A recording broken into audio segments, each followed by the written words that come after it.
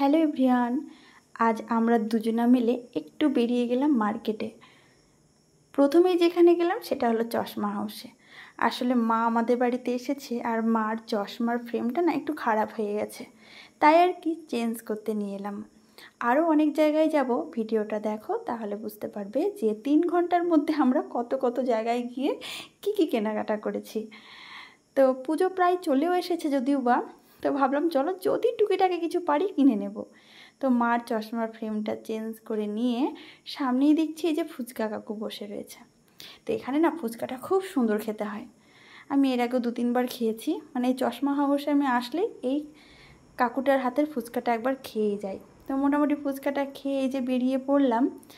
এবার আমরা যাব যেখানে, সেটা হলো আমার সবথেকে প্রিয় জায়গা, সেটা হলো ট্রেন্ডস।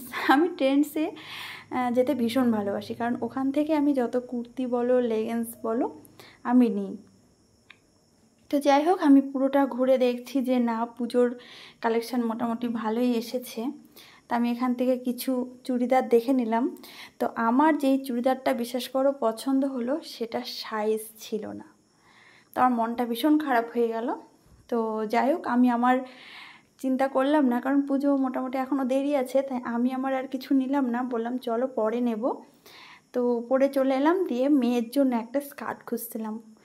যেই স্কার্টটা খুঁজছিলাম সেটা পাচ্ছি না, মানে আমি যখন যেটা চাই না ঠিক আমার কাছে মেলে না ঠিকঠাকভাবে। তো সেটা পাচ্ছি না, মনটা খারাপ হয়ে যাচ্ছে। তারপর বললাম ঠিক আছে চলো অন্য কোথাও গিয়ে খোঁজ করব। তো একবারে যে খালি হাতে বেরিয়ে আসবো তা কিন্তু একদম না, কিছু কিছু জিনিস কেনাকাটা করলাম ওখান থেকে। তারপরে চলে এলাম স্মার্ট বাজারে। আসলে আমি বহরমপুরে গেলেই স্মার্ট বাজারে কিছু না কিছু কিনি। আর যখন আমি স্মার্ট বাজারের ভেতরে ঢুকি তখন আমার সব মনে পড়ে যায় যে বাড়িতে আমার এই নেই ওই নেই। কিন্তু দুঃখের বিষয়, আমরা তো বাইকে গেছি, এবার জিনিসপত্র টেনে নিয়ে আসাটা সব থেকে বড়, কারণ একই ছাদের তলায় তো আমরা সবটাই পেয়ে যাচ্ছি। আর আমার কিন্তু ওই দুটো একটা জিনিস কিনে আমি বেরিয়ে আসতে পারি না। আমি প্রচুর জিনিস কিনি, অনেক জিনিস কিনি আমি স্মার্টে ঢুকলে। তো এখান থেকে আমার একটা বেড কভার খুব পছন্দ হয়েছে, নিলাম। তারপরে যা যা লাগে, বিস্কুট থেকে শুরু করে ধূপকাঠি থেকে শুরু করে সার্ফ থেকে শুরু করে সাবান থেকে শুরু করে যা যা লাগে, মানে যা যা আমার বাড়িতে নেই মনে পড়ছে সবটাই আমি নিয়ে নিচ্ছি। কিন্তু বাড়িতে নিয়ে আসবো কী করে সেটাই আমার মাথায় নেই। তো আমি ঘুরে ফিরে দেখছি আরও, হ্যাঁ আমি ওখান থেকে কিছু মিক্সড ডাল নিই, যেটা আমার খেতে ভীষণ ভালো লাগে।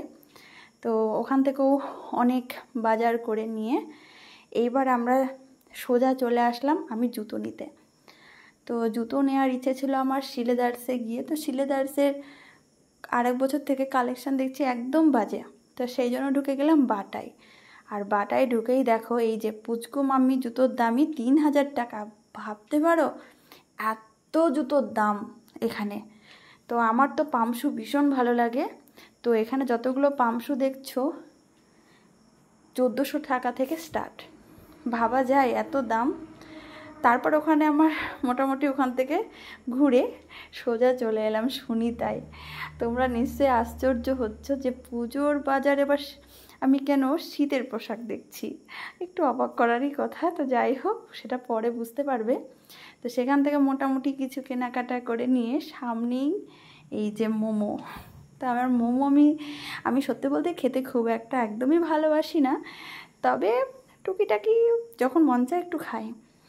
তো যাই হোক, একদম বেরিয়ে বরের একটু কিছু খেতে ইচ্ছে করলো, তাই একটু মোমোর দোকানে ঢুকে পড়লাম, কারণ আইসক্রিম এখন খাবো না, ওয়েদারটা বুঝতেই পারছো খারাপ। তো এই যে মোমো নিয়ে দুজনা মিলে একটু মোমো খেলাম। বেশ মোটামুটি 3 ঘন্টার মধ্যে এতগুলো কাজ ছাড়লাম, ভালো লাগলো। চলো টাটা, বাই বাই।